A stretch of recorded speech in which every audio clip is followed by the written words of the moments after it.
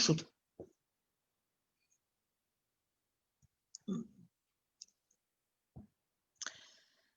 Բարև ձեզ սիրելի հայրենակիցներ, հիմա մի հատ ստուգեմ, որ մենք միացել ենք թե չէ, եթերս մի հատ ստուգեմ։ Ահա,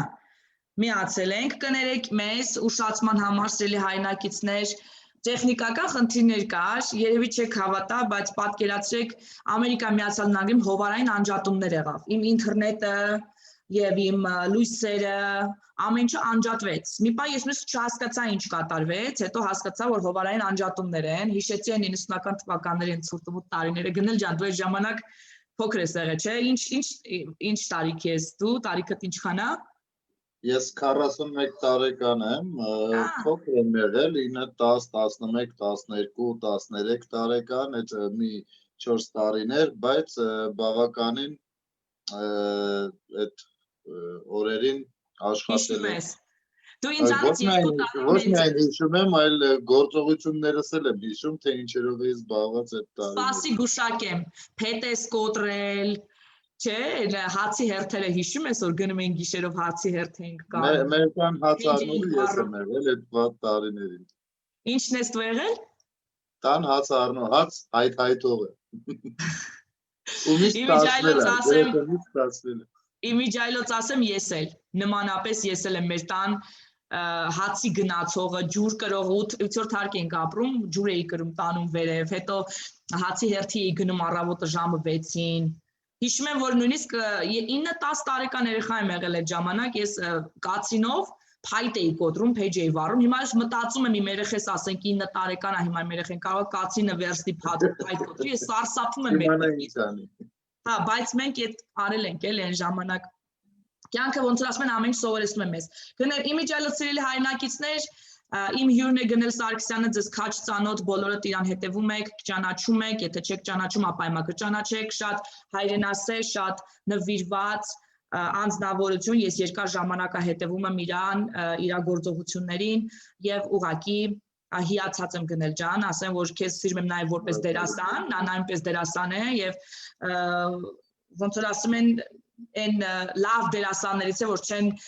մխտրել հայկական սերիալների մեջ շատ նկարելով, այն անգամ մենք խոսացինք այդ թեմայով, ես ասի դու ուղղակի փրկվել ես պրոստը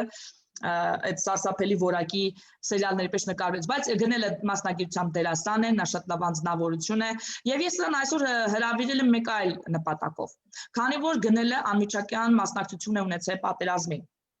Ես գիտեմ, որ դու կռվել ես Գնել ջան, որտեղ ես կռվել, որ շրջանում։ Ես եղել եմ Ջաբրայիլում, Հորադիսում, Հադրութում եւ Ֆիզուլիում, հարավային կողմը, հարավ-արևելյան։ Ամենաթեժ կետերում։ Ամենաշատ ռմբակոծող վայրերում, այո։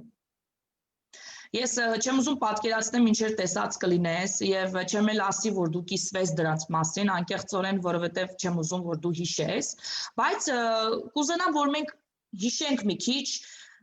այդ շրջանը, երբ որ դու պատերազմի մեջ էիր, ինչ տեսար դու։ Մենք, քանի որ ես Սփյուռքում եմ, ու իմ հետևորդներ շատերը Սփյուռքում են, մենք ուզում ենք տեսնենք ականատեսների տեսածը, ինչ է կատարվել, ինչ ես կարծում Գնել ջան, ինչը եղավ, որ այս պատերազմի ավարտը այսպես ցավալի եղավ բոլորիս համար։ Նախ որ պատերազմը հնարավոր է ցավալի ավարտ ունենա, դա սկզբում էլ արդեն երևում էր, իմիջիայլոց Կրիստինե ջան, ասեմ, որ առաջին օրերից ճիշտ է այնտեղ եմ եղել, բայց սա իմ առաջին մարտական գործողության մասնակցությունն էր, որովհետև ապրիլյան քառորյային չհասցրեցի գնալ, հետո էլ արդեն հասկացվեց, որ գնալն էլ այդքան էլ իմաստ չունի, բայց ինձ ասել էին, որ կարող ենք գրանցել ռեզերվում, եթե հարկավոր լինի կկանչենք։ Իսկ այս անգամ էլի մտավախություն ունենալով, որ գուցե չհասցնեմ, ու ինքս որոշեցի ձեռնարկել իմ գործողությունները, գնացի երկրապահ կամավորների մոտ, խնդրեցի, որ իրենց հետ ինձ վերցնեն, ու խնդրանքս չմերժեցին, գնացինք բավականին փորձված մարդկանց հետ, փառք Աստծո, որովհետև այն դեպքեր, երբ որ հենց այդ փորձն էր առաջնահերթ արկանում։ Այսինքն իրանց փորձն էր, որ ձեզ պաշտպանում էր երկրապահների։ Փորձն էր, որ քիչ ունեցանք կորուստներ։ Կամ որոշակի գործողություններում գիտակցում ենք, թե ինչ կստացվի, եթե այս կամ այն կերպ վարվենք, էլի։ Հասկանալի։ Գնել ջան, իսկ շատ խոսվեց բանակում դավաճանության դեպքերի մասին եւ այլն։ Դու ականատես ես եղել, հատկապես կռվել ես այդ թեժ շրջաններում։ Ինքդ ականատես եղել ես որևիցե դավաճանական ինչ-որ քայլի, որ քո մեջ տպավորվել է եւ կուզենաս կիսվել մեզ հետ։ Ուրեմն ասեմ, ամենասկզբում իմ մտքով չէր անցնում որակել որևիցե մեկին դավաճան, բայց երկրորդ, երրորդ օրվանից արդեն սկսեցի ուշադրություն դարձնել, որովհետև բավականին գործողություններ կային, որ աչք էին ծակում ու անհնար էր ուղղակի դրանք շրջանցել, որովհետև եթե նայի դրանք որպես թերություն, ասենք թե նայում եմ գեներալը ինչ-որ գործողություն անում, ասեմ լավ, երևի թերանում է կամ կարող է ես այդքան լավ չեմ պատկերացնում, ինչ է կատարվում, այդ ընդամենը առաջին 1-2 օրն էր, երրորդ օրվանից ամեն ինչ ինձ համար արդեն պարզ էր, ասեմ ավելին կարծեմ հենց երրորդ օրն էր, երբ որ ես առաջին անգամ կապվեցի տուն ու իմ մտավախությունը հայտնեցի, տնեցիներին հարցնելով առաջին հերթին, հարցնելով, թե ինչքանով են այդտեղ տեղյակ կլինի ԱԱԾ-ն, թե կառավարությունը այստեղ տիրող իրավիճակից, որովհետև կարելի է իհարկե ըմբռնել, հասկանալ, որ նախահարձակ կողմը իր ամբողջ ուժով է, ամբողջ թափով է հարձակվել, բայց որ այս կողմից էլ ընդհանրապես ոչ մի քայլ ձեռք չեն առնի, դա մի քիչ ինձ համար գոնե ամենասկզբում մտահոգության տեղիք էր տալիս, հետո ընթացքում արդեն էլի բաներ ես տեսնում, գործողությունները զուգակցում, համակցում ես ու տեսնում ես ինչքան ամեն ինչ լավ էր դասավորված, գնում է ու տանում է դեպի պարտություն։ Իմիջիալից ես ասեմ 23 օր մնացի այնտեղ, այդ 20 օր պիտի մնայինք ու մեզ դե երկրապահը ինքը իր մեջ հերթափոխ է կազմակերպում, այսինքն ոչ վայեն կամ մոբի հետ, ոչ մոբիլիզացիոն ուժերի հետ, ոչ բանակի հետ, խնդիր չունի, ինքը իր անձնակազմով է հերթափոխանում, պիտի իջնեինք հերթափոխի, մի քիչ հանգստանայինք, էլի բարձրանայինք, 20 օրվա տեղը այնպես ստացեց 23 օր մնացինք, որովհետև մեքենան չէր կարողանում առաջնագիծ գար, ռմբակոծվում էր թեժ ամբողջ տարածքը, այդ ընթացքում արդեն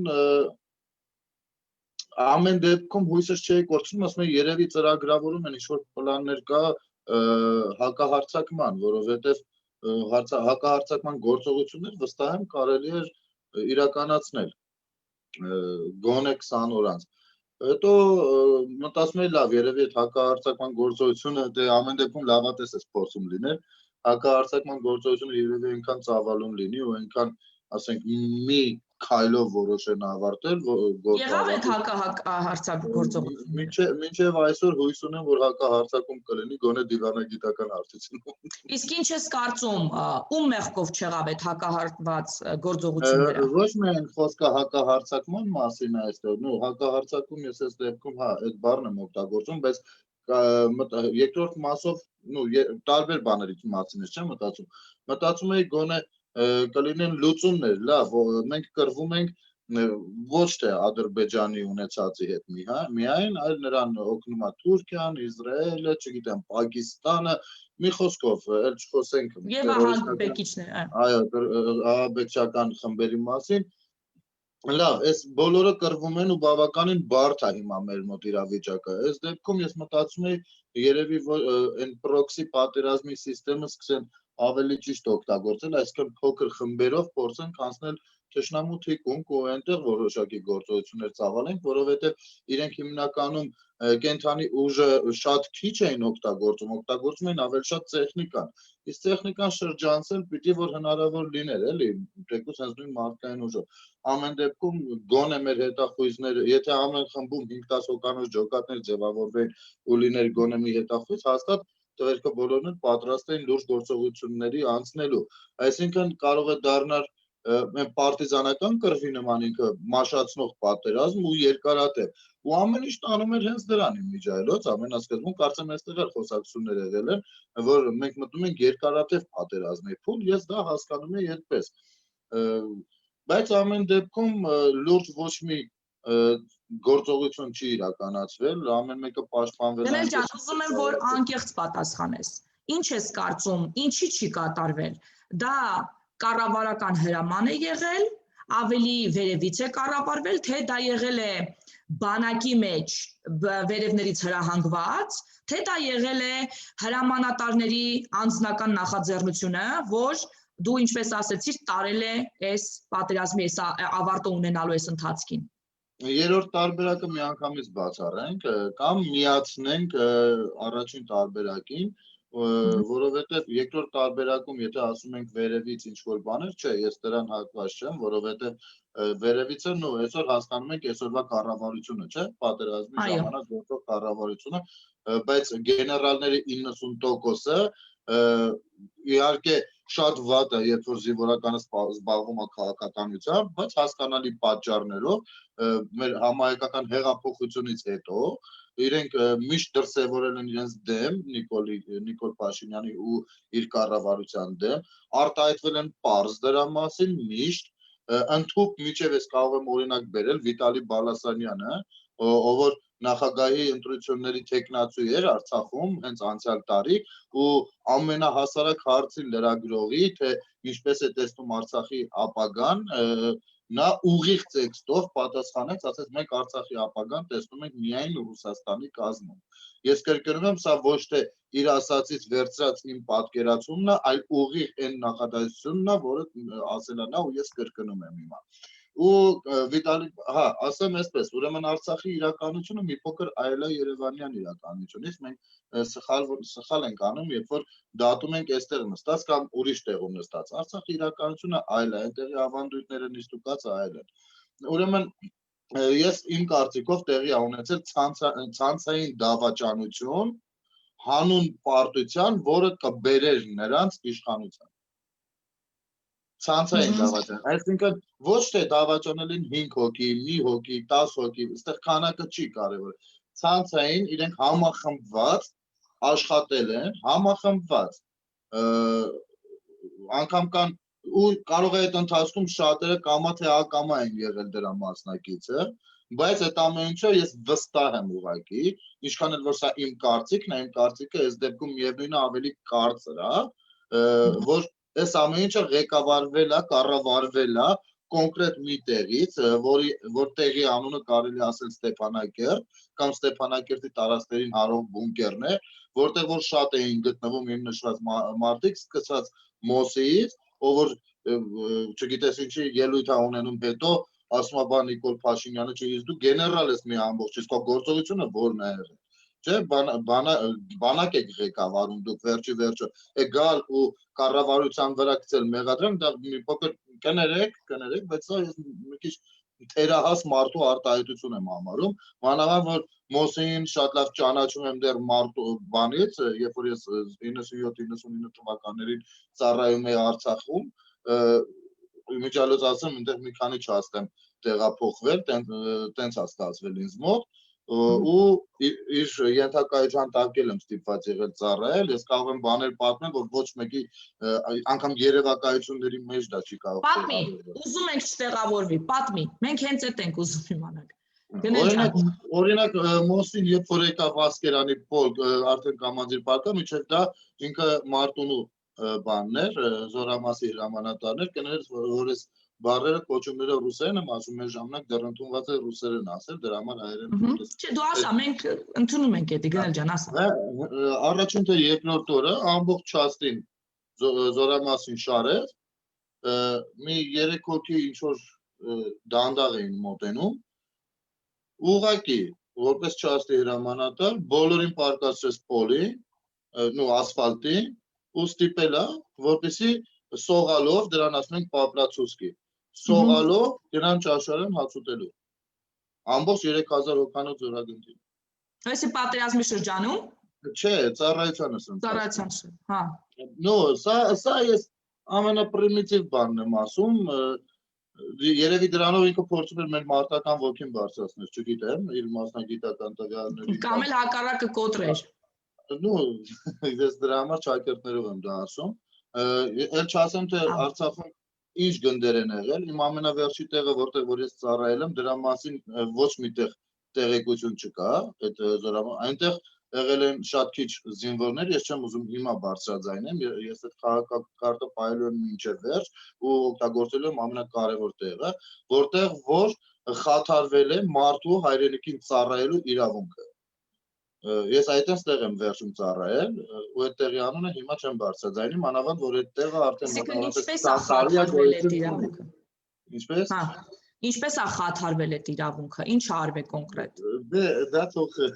առայժմ մնա փոքրիկ գաղտնիք, շատ հնարավոր է հետագայում ինձ պետք է դրա համար հիմա չեմ բարձրաձայնի, բայց մի օր հարկավորության դեպքում անպայման ասելու եմ, հիմա իմ ծառայակից ընկերներն էլ երևի դիտում են ու շատ լավ փայլուն հասկանում են, թե խոսքը որ տեղի մասին է։ Բայց դա դնենք մի կողմ, այդ ժամանակներին եմ լսել եւ Վիտալի Բալասանյանի մասին իմիջիալոց այն ժամանակ իսկապես նրան ընդունում էինք որպես հերոսական կերպարի, դե չէինք ճանաչում, ինչպես ասում էին, այդպես ընդունում էինք։ Հավատում եմ, որ պատերազմի տարիների 90-ականների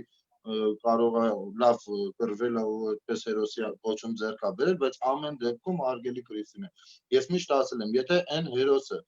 պիտի գնա պատերազմ, հերոսանա, հետո հետ գա այդ նույն ժողովրդի ում համար որ գնացել է պատերազմ, այդ նույն ժողովրդի արունը խմի, ինքը դադարում է կոչվել հերոս։ Ով ուզում է լինի, Ես միշտ ասում եմ, մարդիկ շատ պատահական էլ կարող են հերոսանալ, ճիշտ տեղում, ճիշտ ժամանակին գտնվելով ռեակցիայի բնույթով, այսպես ասած, բայց հերոսի նման ապրելը դա ջանքեր է պահանջում եւ ամեն մեկը չի, որ դրան ընդունակ է։ Այսինքն ամենադժվար գործը աշխարհում հերոսի պես ապրելն է։ Օրինակ, անձամբ ես իմ աչքով չեմ տեսել, բայց ամբողջ Արցախում այս պատերազմի ժամանակ այդ լուրերը պատտվում էին, որ Վիտալի Բալասանյանը կամ իր կողմից հրահանգվող խմբեր կան, որոնք որ դիտավորյալ պատտվում են առաջնագծով ու խոչապետ տարածում։ Ու այդ մարդիկ ենթարկվում են կոնկրետ Վիտալի Բալասանյանին։ Այսպիսի բան լսել եմ, անձամբ չեմ տեսել։ Այսինքն կարանք եզրակացնենք, որ այս պատերազմը ունեցավ այս ընթացքը, որովհետև Ստեփանակերտի գեներալների, Ստեփանակերտում գտնվող գեներալների մեծամասնությունը չեն կատարել հրահանգներ կամ կատարել են հակառակ հայկական շահից բխող հրահանգներ եւ նաեւ խոճապ են տարածել բանակում կոնկրետ մարդիկ։ Մի պատմություն կա, ես դա պատմել եմ, բայց հիմա այստեղ էլ կպատմեմ։ Անունն էլ եմ տվել գեներալ Կոմիտաս Մուրադյանի, ուրեմն Ջաբրայելում մեր վաշտը մի պահ այսպես մի 4-5 մասի էր բաժանվել, այդպես էր ստացվել։ Տղերքը Ջաբրայելի պոլկից դուրս գալուց Երբ որ մենք Ջաբրայելի պոլկում էինք դեռ բոլորս, այդ ժամանակվանից սկսած մեր ձեռքում եղել է հիմնականում ԱԿՄ տեսակի հրացան, ՊԿ եւ ՌՊԿ։ Չգիտեմ ռուսերեն ասել ինչքանով է հիմա հարմար։ Ճիշտ է, ասա ես ուղղակի այդ զենքերից այդքան բան չեմ, բայց ասեք։ Հա, այսինքն դրանցով չես կարող տեխնիկայի դեմ կռվել։ Կարող ես, բայց բախտի գործոնել պիտի լինի, որ շատ կրակելուց այն ամենաճիշտ տեղը մի ամիտ կպնի ու սենց ինչ-որ բան, ամեն դեպքում դրանով չեն կռվում տեխնիկայի դեմ։ Ուրեմն, ասում ենք լավ, գրանտա մի հոտ որ բան, տանկը հնարավոր լինի խփել, կամ ԱԳՍ, որը որ շատ հիանալի զենք է, մուխա, որով նույնպես մի խոսքով տեխնիկայի դեմ կռվելու գոնե ամենամինիմալ զենքերի մասն եմ խոսում, ես դեռ լուրջ անուններ չեմ տալիս զենքերի, ասում ենք տենց զենք չկա, մանավանդ որ մեր վաշտում կային մարդիկ, ովքեր տիրապետում են այդ զենքերին։ Չի եղել տենց բան, ասում ենք չկա, ինչ կա էսա, իբր Պայեստի դռները բաց է, հետո պարզվում է, երբ որ արդեն թուրքերը ամսի 5-ին կարծեմ թե 6-ին, 5-ին կարծեմ 4-ին կներեց էլի որ օրերը խառնում են Պրիստինա ջան։ Մի խոսքով այն առաջին անգամը որ թուրքերը արդեն մտնում են Ջաբրայել, վերջինը այնտեղից դուրս է եկել մեր Ռոմիկը Մխիթարյան, մեր հրամանատարը, մի խումբ մեր տղերքով, իսկ կոնկրետ ես մի քանի օկով գտնվում էինք Օրադիզում այդ պահին, ու մի քանիսը ամեն մեկը միտեղ։ Մի խոսքով դուրս գալուց հենց այդտեղ էլ մենք ունեցել ենք մի խոսքով դժվարություններ, կորուստի ձևով նաև, Ուրեմն դուրս գալուց մյուս պայաստի տղները ջարդում են, տեսնում են ինչ զենք չկա։ Ամեն ինչ ուղակի լցրած է, անգամ չորնի ստրիլը, որով կարելի է ինքնաթիռ խփել, հասկանում եք։ Անգամ տղերք են եղել, որ իրանց աչքով տեսել են Զորամասի հետնամասում արկղով զինգրքույկներ վառված զինգրքույկներ։ Մենք հիմա կարող ենք, չէ՞, մոտավորապես ենթադրել։ Ինչ ենք ենթադրում։ Անձամբ ենթադրությունների եմ էլի, այնքան մի քիչ հեռու եմ տենց բաներից, ենթադրենք իրար հետ գնել ջան։ Անձամբ ենթադրությունների մի ամբողջ կույտ կարող եմ առաջարկել, ընտրենք միասին, թե որը ավելի իրականությանը մոտիկ կլինի։ Զինվորական գրքույկը ընդհանրապես գտնվում է զինվորի մոտ։ Արկղով զինվորական գրքույկները մի վայրում վառած։ Մենք այսօր ունենք անհայտ կորածներ։ Մենք այսօր ունենք չափից դուրս շատ գերիներ։ Մենք այսօր ունենք զոհեր, ում շատ դժվար ենք կարողանում, այսօր շատ լուրջ դժվարություններ են ու ժամանակատար է, այդ բառը չեմ կարողանում հիշել, ճանաչել, թե ով է։ Այս ամեն ինչը ու եթե գումարում ենք այս ամեն ինչին, որ առաջին օրվանից 2020 թվին ոչ ռացիա ենք ունեցել, ոչ քարտեզ, գոնե տեղանքի։ 2020 թվին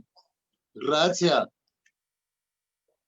Իմիջայլոց այն օրը մենք որ զրուցում ենք իրար հետ, գերիների պահով ինձ մի բան էին ասել, դու հակադարձեցիր դրան, հիշեմ ուղակի,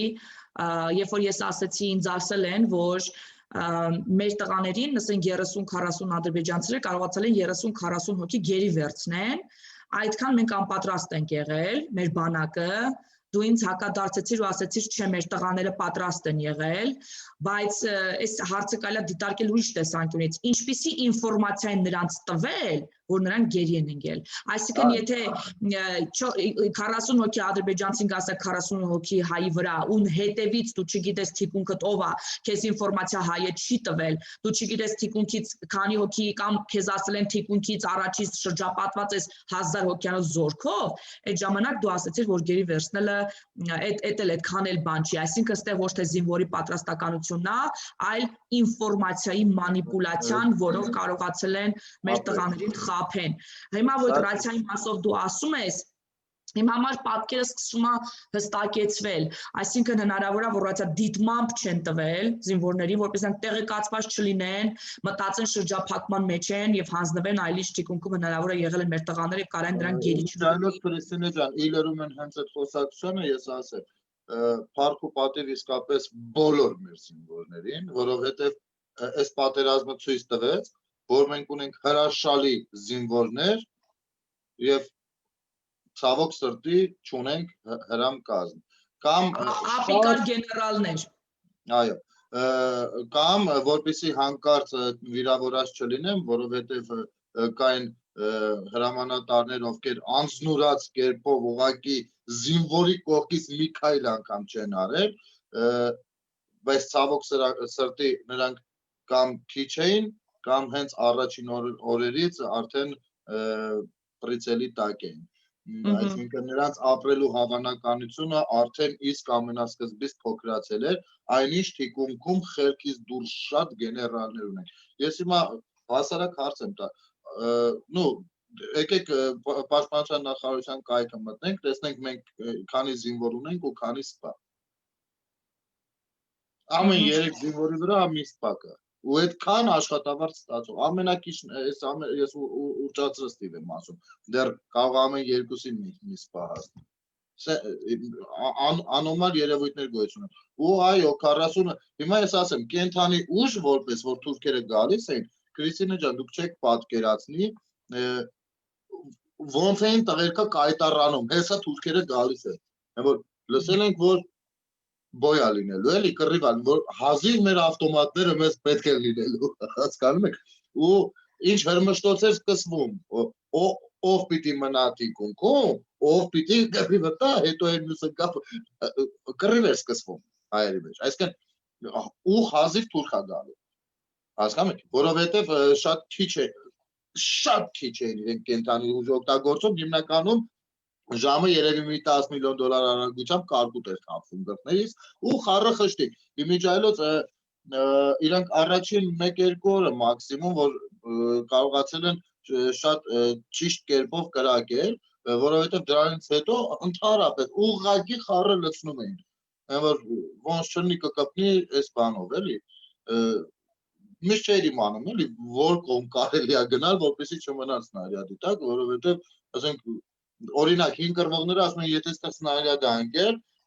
այդտեղ պիտի գազ կանգնես, ավելի լավ է, որովհետև երկրորդ անգամ նույն տեղը հավանականությունը քիչ է, որ կընկնի, չէ՞։ Այստեղ կապ չուներ, ինչ ուզում ես արա, այնպես որ հիմնականում կանգնած էինք մնում, որովհետև ինչ տարբերություն իմաստեղ ենք, թե 10 մետր են կողմ, նույն բանն են լինելու, էլի։ Ներողություն։ Այսինքն այդ մարտունակությունը տղերքի մեջ որ կար, նրանց գերի վերցնել, ես ասեմ 40 հոգին էդի նենց թիվ է, ես ճիշտ ասած այդ ինֆորմացիան չգիտեմ որտեղից է, ինչքանով է դա իրական, բայց 40 հայ տղա զենքները ձեռքը, էդի նենց թիվ է, որ շատ կենթանի ուժ պիտի գար, որպեսի գոնե սպանեն, ես էլ չեմ խոսում գերի վերցնելու։ Ու հաշվի առնելով էլ մարտունակությունը, հաշվի առնելով որ հա օրինակ կոնկրետ այդ կողմից ավտոմատ PKR դեպքում փամփուշտների պակաս չի եղել։ Սա ֆիքս է։ Չի եղել։ Բայց զինատեսակների պակաս եղել է, մասնագետների պակաս է։ Մասնագետների մասին հիմա ասեմ։ Սա կարող ենք որակել դավաճանություն թե ոչ, օրինակ եմ բերում։ Մոբիլիզացիոն ուժեր են գալիս Հայաստանից մտնում են բան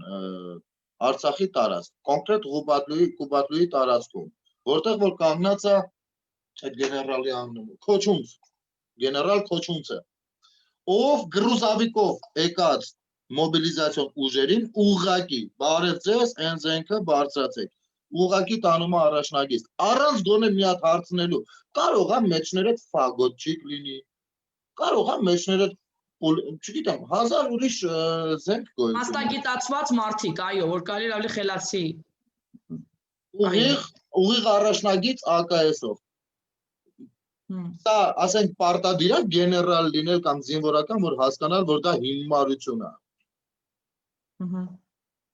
Ու ինչքան տղերք են եկել, ինչքան տղերք են։ Ես ասում եմ, այնտեղ ես ասում եմ, Մոնթեն հիմա ողջ լիներ, ուրախությունից կլացեր ուրախությունից, որովհետև եթե 90-ականներին շատ մեծ դժվարությամբ էին զորք հասցնում նման առաջնորդներին, այս դեպքում եկել են, սաղ գալիս են, դու իրանց ուղղակի հանում մցնում ես կարկուտի տակ, մի անգամից տանում ես այնտեղ, որտեղ որ լցնում են, ինչ իմաստ ունի, ու առանց հարցնելու թե ով է։ Հա, իմ ձեռքում ավտոմատ է, ես համաձայն եմ, որովհետև դրանից բացի ոչ մի բան կյանքիս մեջ չեմ կրակել։ Ես համաձայն եմ դրան, բայց այնտեղ պետքական մարդիկ կան։ Այո։ Անգամ չեն էլ ուզում հարցնել, ու գոնե կապավորներին առանձնացնեն, դա գոնե չգիտեմ, 1000 գոնե կա։ Այս ամեն ինչը, եթե մարդը կրում է գեներալի ուսադիրներ, ու այս պրիմիտիվ քայլերը անգամ չի արել, ես այդտեղ վստահորեն տեսնում եմ դիտավորություն։ Եթե կա դիտավորություն, ուրեմն դա արդեն դավաճանություն։ Ես քո հետ համաձայն եմ, բան ջան, Գնել ջան, մի հատ հարց տամ քեզ, էլի, որ ինձ շատ է հուզում։ Ասում են, որ մենք այս պատերազմը ոչ թե պարտվեցինք, այլ ժամանակավորապես, այսպես ասած, միավորների գերակայությունը նրանց մոտ է, ժամանակավորապես։ Հիմա ինչ այս ընթացքը որ ստացավ, ասում են սրա պատճառն էր, որ թշնամին ուներ դրոններ, մենք չունեինք եւ այլն։ Կարծում ես դրոնները դարձան այն կարևոր գործոնը, որ պատերազմը ունեցավ այս ընթացքը եւ եթե կարելի էր ինչ-որ բան փոխել, ինչ կարելի էր փոխել, որ չլիներ այս ընթացքը։ Երբ որ արդեն պատերազմը սկսվել էր։ Այո, դրոններից սկսենք։ Կարծում ես դրոնները գլխավոր դեր խաղացին այս պատերազմի այս տեսակետից։ Դա միանշանակ։ Այսինքն, եթե մենք ունենանք դրոններ, կարանք հավասարվենք այս հարցով։ Տես Քրիստինե ջան, չէ, պատերազմը այդպես չեն անում։ Պատերազմը իմ կարծիքով, տեսեք, օրինակ վերջերս վերջերս չէ, 20 տարի սիրում են դες բաներից խոսալ, թե Լևոն Տեր-Պետրոսյանը, նայեք, հաղթած նախագահ, ես համաձայն չեմ դրա հետ, որովհետև 90-ականներին մեր տղերքն են էլի հաղթել, այսինքն զինվորը հաղթել է, դիվանագիտությունը պարտվել։ Իսկ եթե դիվանագիտությունը պարտվել է, ուզի թե չուզի զինվորի հաղթանակածը մի օր ջուրնա դինա։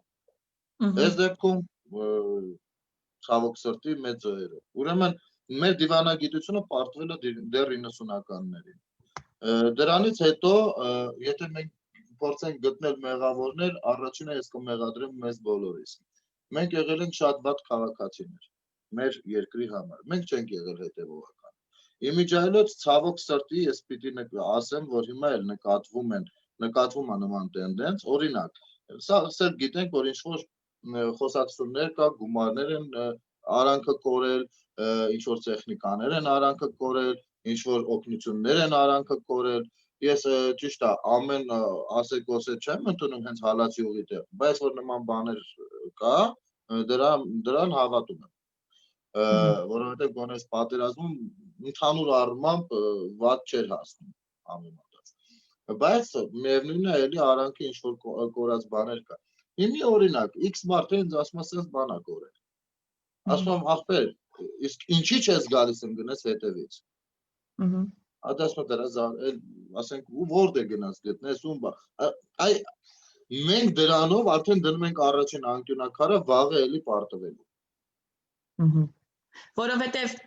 այո, ճիշտ ես, եթե մենք հետևողական աշխատանք չտանենք, չպատժենք դավաճաններին, գողերին, թալանչիներին եւ այլն, մենք հիմնակարը դնում ենք, որ դա նորից կրկնվի։ Հիմա այն գեներալը, որ վախեցել է,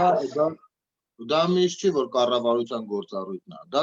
քաղաքացիական մտածելակերպ, ապրելակերպն է։ Ես վստահ եմ, որ օրինակ, եթե Ամերիկայում նման մի բան լինի, կառավարությունը չի էլ հասցնի պարզի։ Ժողովուրդը առաջին հերթին արդեն հանրության մեջ դա արդեն այն կերպով կդիտարկվի, որ կառավարությունը ուզի, թե չուզի միևնույնն է տեղի կունենա, ինչ որ օրենքով պիտի տեղի ունենա։ Իսկ մենք մի քիչ վատ քաղաքացի ենք։ Մենք սիրում ենք բարթել սրա նրա վրա մեղքը։ Իհարկե, հա, մեղավորներ կան, բայց պետք է նաև մեզ վրա նայենք ու մեր դեպքում էլ մի քիչ արդար լինենք։ Մեզ քննարկելու դեպքում էլ արդար։ Երբ որ ես 2016 թվականից սկսեցի սենց վիդեոներով, այն ժամանակ լայվեր չկար, վիդեոներ էր, խոսել հասարակության հետ, ես միշտ էի ասում, քանի որ ես երբ որ եկա Հայաստան 2016 թվականներ, ում հետ խոսում էի, բոլորը ասում էին, վատա, տաքսիստների հետ էի խոսում, մարշրուտկաների մեջ էի նստում, ժողովրդի հետ խոսում, կասկադում գնում են, դե բոլորը նստած են, իրանց հետ զրուցում էի, ես ուսումնասիրում էի, մարդկանց ուսումնասիրում էի, թե ինչ հոգեվիճակի մեջ են մարդիկ, քանի որ երկար տարիներ չի եղել Հայաստան, 14 տարի չի եղել Հայաստանում, ու ուզում էի հասկանալ ինչ են զգում մարդիկ, ինչ են մտածում մարդիկ Հայաստանի հասարակությունում։ Ես գնում եմ մարզեր, գնում էի քաղաքի տարբեր տեղեր, ծանոթանում եմ մարդկանց, պատահական մարդկանց հետ զրուցում էի, հարցնում էի, ինչ եք կարծում, ինչ է կատարվում եւ այլն։ Ու կարող եմ ընդհանրացված մի նախադասությամբ ասել, բոլորի ասածը,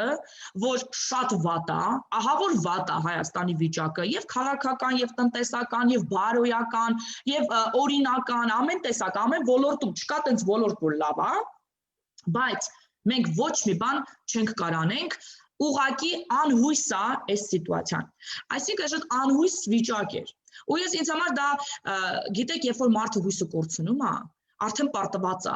Նույնիսկ եթե դուռը բաց է, բայց կալանավոր է, հույս չունի, որ ինքը փրկվելու է, ինչքան լուսամուտ դուռը լուսամուտ բաց լինի, ինքը երբեք դուրս չի գա այդ դռնով։ Ինքը արդեն գիտի, որ ինքը չի կարա դուրս գա։ Հիմա ինձ պետք է փոխել դա։ Եվ դրա համար, երբ որ ես սկսեցի վիդեոներ անել ու իմ ստիլը այն ժամանակ մի քիչ ուրիշ էր, որտեղ ես միշտ տեսնում եմ, ինչպես մեր խոսակցության ժամանակ այն անգամ էլ ասեցի, որտեղ կա բաց, ես սկսում եմ լցնել այդ բացը, որպեսզի հավասարվի, հարթվի եւ ճանապարհը հարթ լինի։ Եվ բացը այն ժամանակ է էլ, որ ես ոչինչ չեմ կարող անել, մեկը մի բան ասի, այդ մարդու գլուխը կուտեն եւ այլն։ Եվ ես սկսեցի ասել ու իմ օրինակով մարդիկ տեսան, որ գլուխ ուտելու տարբերակը այնքան էլ տենց չի, եթե արվում է ճիշտ։ Հիմա այդ անհույս վիճակը կոտրվեց 2018 թվականի հեղափոխության ժամանակ, երբ որ ամեն մարդ հասկացավ, որ ինքը մենակ իր մի ձայնը, ինքը որպես անհատ, որպես քաղաքացի, կարա փոխի իր երկրի ճակատագիրը։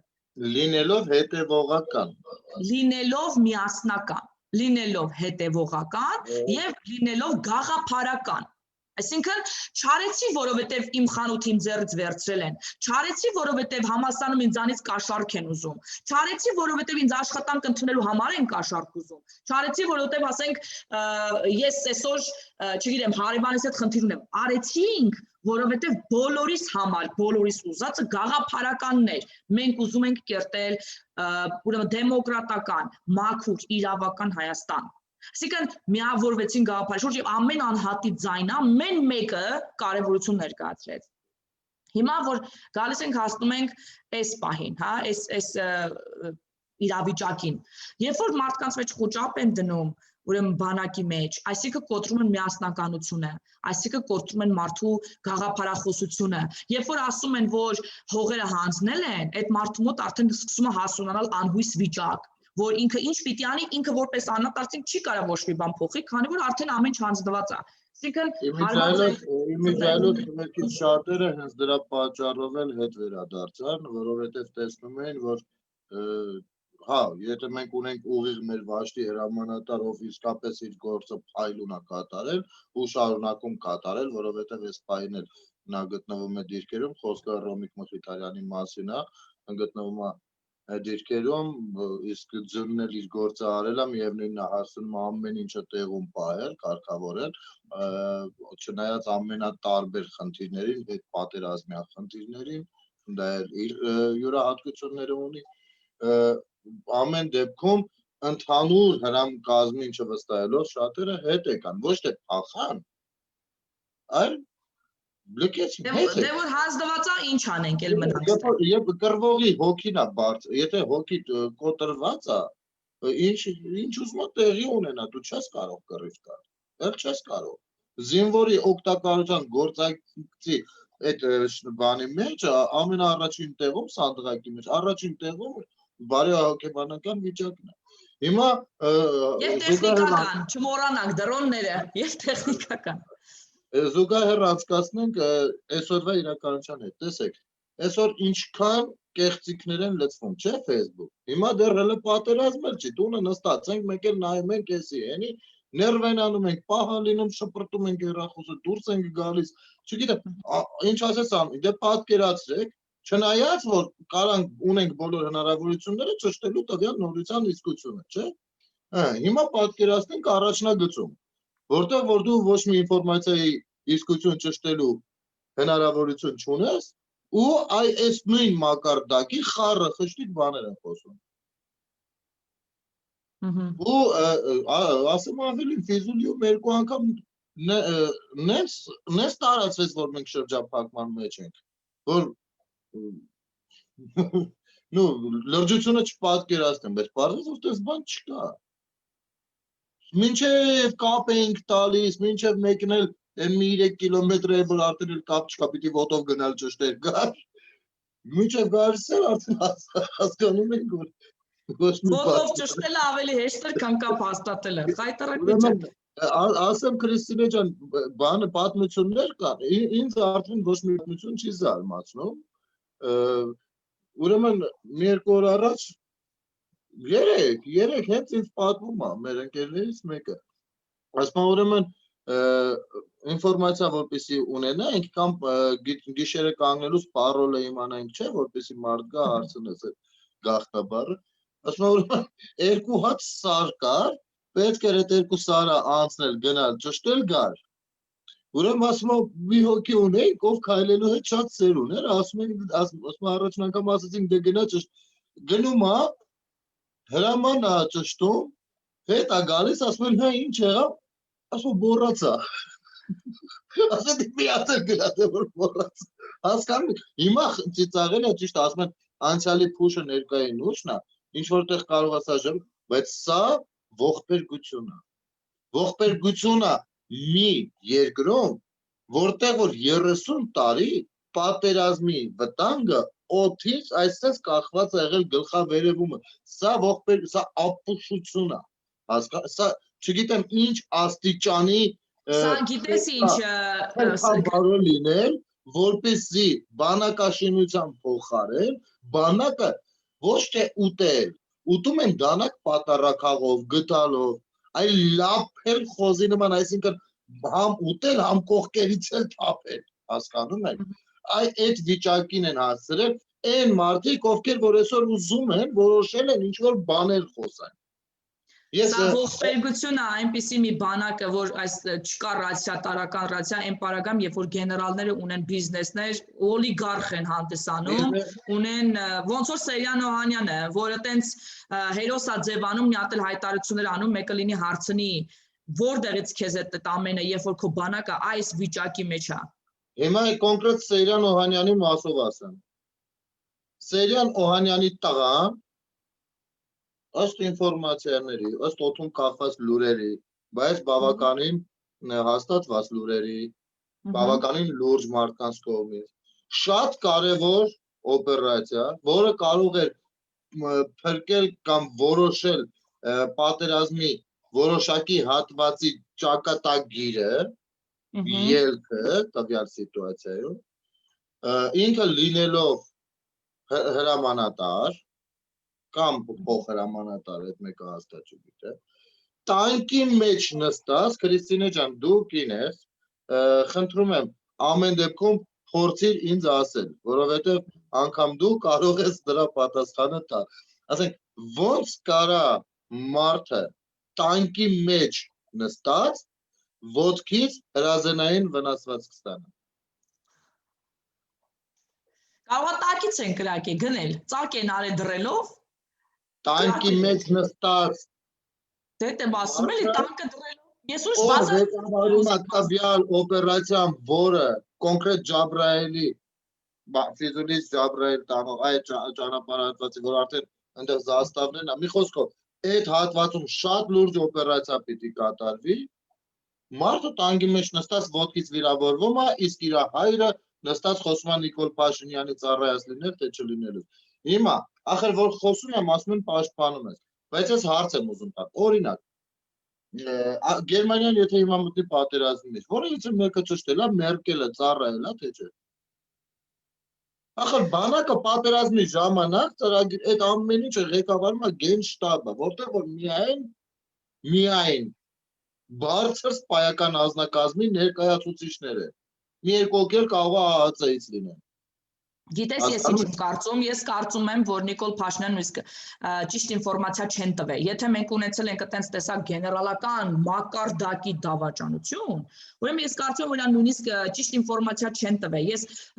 իմ փորձից եմ ասում, երբ որ ես Հայաստան եմ եկել, շփում եմ ունեցել որոշակի օղակների հետ, չեմ ուզում ընդհարցակվեմ, չեմ ուզում շատ բաներ ասեմ, ես հասկացել եմ, որ այդ մարդուն ամեն ինչ սխալ են զեկուցում։ Ինքը շատ բաներից տեղեկացված չի, որովհետև իր կադրային համակարգը պարզապես խայտարակություն է։ Իր շրջապատի մարդիկ, չգիտեմ, ես եւ հատուկ մարդկանց գտնես, որ այսօր իսկապես հայրենասեր նվիրված մարդիկ են։ Կամ եթե այդ ամեն ինչին էլ գումարում ենք այս ապստամբությունը արհեստական, որը կազմակերպված է պետության դեմ անուն աթոռի, ոչ թե Նիկոլ Փաշինյանի, ես սա համարում եմ պետության դեմ, արդեն ամբողջական պատկերը հասկանալի է լինում, թե մենք էլ ինչքան կարող ենք պարտվել։ Եթե շատ արագ խելքներս գլուխներս չենք հավաքում ու չենք որոշում ինքներս իրադարձությունները վերցնել մեր ձեռքը։ Դա ասելով արի խոսենք լուծումների մասին։ Ինչ լուծումներ ես դու գնել ջան, որպես պատերազմի մասնակից, թեժ կետերում կրված։ Իդեպ ես հանձինս քեզ ու քեզնով նաև մեր բոլոր բանակի հզոր արծիվներին, մեր տղաներին, ովքեր որ կռվել են հատկապես թեժ կետերում, ովքեր որ վիրավորվել են, ովքեր որ զոհվել են հավերժի շատակ նրանց, ովքեր որ գերի են, մենք ձեզ մենակ չենք թողելու։ Այս ձեզ տղաներ ջան, շնորհակալ եմ ես։ Ես ասելով նաև ես կարծում եմ որ շատ սփյուռքահայերին կարող եմ այս բանը ներկայացնել ես ձեզ շնորհակալ եմ այդ անձնազոհ նվիրվածության համար հայրենիքին մեր ու ձեր հայրենիքին անկեղծ իրոք շնորհակալ եմ ձեզ եւ ձեզ հետ ենք հիմա սա ասելով վերադառնանք մեր թեմային ինչ լուծումներ ես դու տեսնում գնել ջան որ մենք կարող ենք անել որպես անմիջական մասնակից ոնց կարանք մենք այդ դավաճանությունը ես զինվոր եմ սփյուռքից եկել եմ աստված չանի Էլի կռիվ լինի, եկել եմ կռվելու։ Ինչ կարամ ես անեմ գնել ջան, որպեսզի այս իրավիճակների մեջ ճիշտ կողմնորոշվեմ եւ ինչ կարա անի սփյուռքը ընդհանրապես կանխելու պատերազմի հետագա հնարավորությունները եւ ինչ կարա կարծում ես կառավարությունը ինչ պետք է անի, որպեսզի լուծումներ տվի այս խնդիրներին։ Այ հիմա եկանք ամենածավալուն ըստ ես ու ամենացավալի կետին Քրիստինե ջան, որովհետեւ Նախ ես ինքս էլ երիտասարդ տարիքում եղել եմ իմ կյանքում պահեր, երբ որ դուրս եմ եկել Հայաստանից, փորձել եմ կյանքս այլ երկրներում դասավորել ու լինելով նաև հայրենասեր մարդ ու սրտի ցավով Հայաստանից տվյալ պահին հեռացած մարդ, ամեն դեպքում փորձում եմ իմ ծառայությունը մատուցել հայրենիքիս տարբեր երկրներում, որտեղ արենք որ ապրել եմ կապ հաստատելով թե համայնքների հետ, թե որոշ տեղերում եկեղեցիների հետ ու մշակութային ես լինելով արվեստի մարդ ու դրանից ավել բան շատ չեմ հասկանում, մշակութային որոշակի գործունեություն ծավալեմ իմ կաշից դուրս գալով, առանց ինչ-որ մի բանի։ Ինչ-որ բան ստացվել է, ինչ-որ բան չի ստացվել, բայց իմիջիալոց չստացվածների մեծ մասը եղել է հենց արհեստական, որովհետև ես նկատել եմ, թե ինչքան սեփականացրած է այսօր համայնք ասվածը, համայնքներ ասվածը, խոսքը մեծամասնության մասին է ցավալիորեն, ինչքան սեփականացած բիզնեսի են վերածված դեսպանատները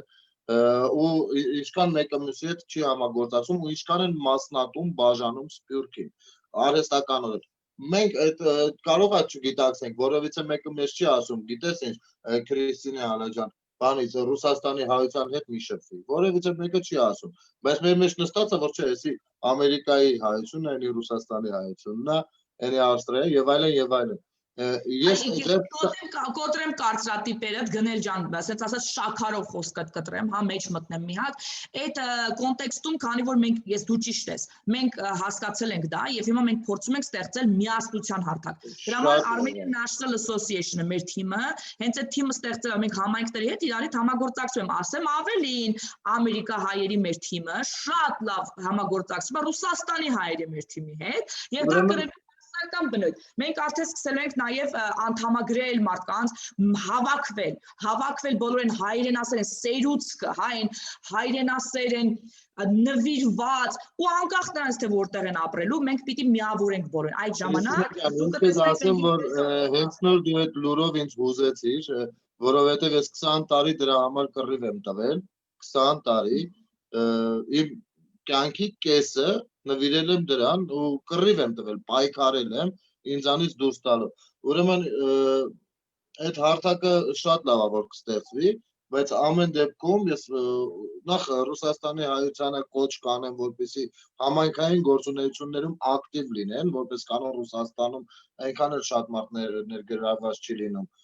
բաներում, համայնքներում, երևի Հայաստանին որ մոտիկ է շուտ գնալ գալ կա, երևի այդքան էլ իրանց մոտ օտարությունը ընդհանրական իմաստով եմ դարձել ասում, չի զգացվում, բայց ամեն դեպքում համայնքային գործունեությունը պետք է Չէ, պատկերացրու այդ կարծրատիպը տել էլի, էլի շաքարով կտրեմ խոսքդ, ներողություն, որտեղ կարծրատիպը էլի կոտրեմ, քեզ մոտ գնել ջան, Թուրքիայի մոտ որ դեսպանատան մոտ մենք ուրեմն ցույց էինք անում Ես այնտեղ հանդիպել եմ Իրանի հայեր, իրանահայեր, երիտասարդ տղաներ, աղջիկներ։ Այս պատերազմի ժամանակ Այս պատերազմի ժամանակ Իրանի հայությունը բոլոր ռեկորդները խփեց։ Բոլոր Իրանի հայությունը բավականին ակտիվ գործել է, գիտեք ինչ կարծի, այն որ կաշվիտ վրա առաջնագծում զգում էիր։ Այո։ Բայց էլի չեմ ուզում առանձնացնեմ, որովհետև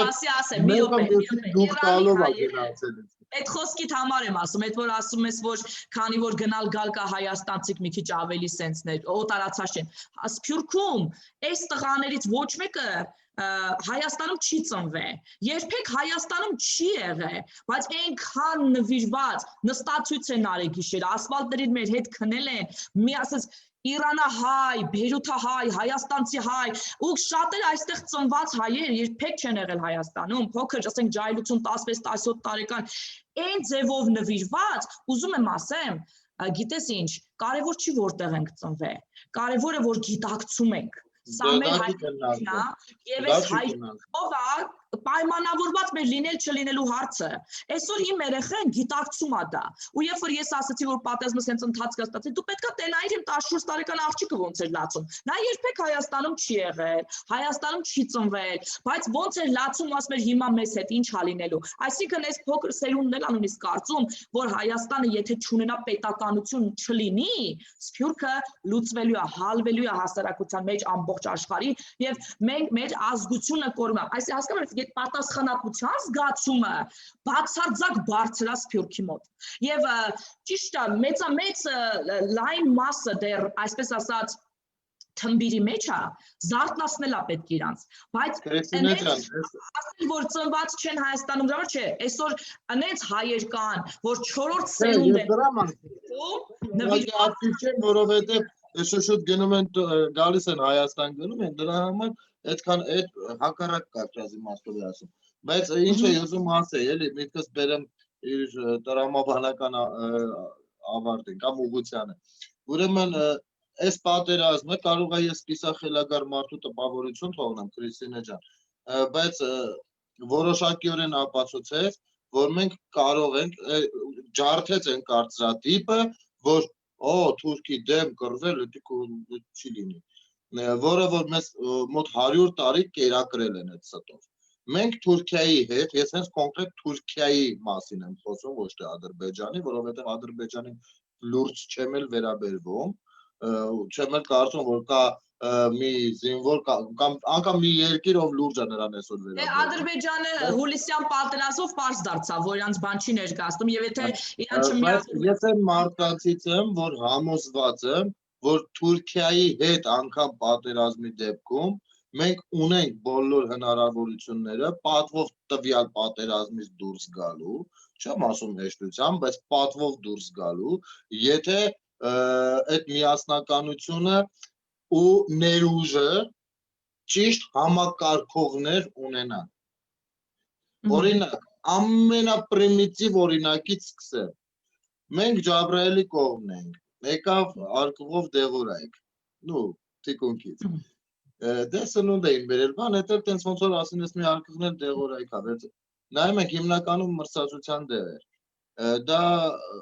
այդ կողմում այդքան էլ պետք չէր, ընդհակառակը դա վերևն էր պետք, իսկ այնտեղ կային ուրիշ դեղեր, որոնք որ ներքևն են պետք, տեսեք ամենապրիմիտիվ բանն եմ, չէ ասում ես այս բանը, այստեղից սկսած, իսկ հիվանդությունը կամ վնասված ունենալը դա խանգարում է զինվորին, բնական այստեղից սկսած վերջացրած այն աջակցությունը, որ գալիս էր Սփյուռքից, կլինի ֆինանսի տեսքով, կլինի ապրանքների տեսքով, չեն կարողանում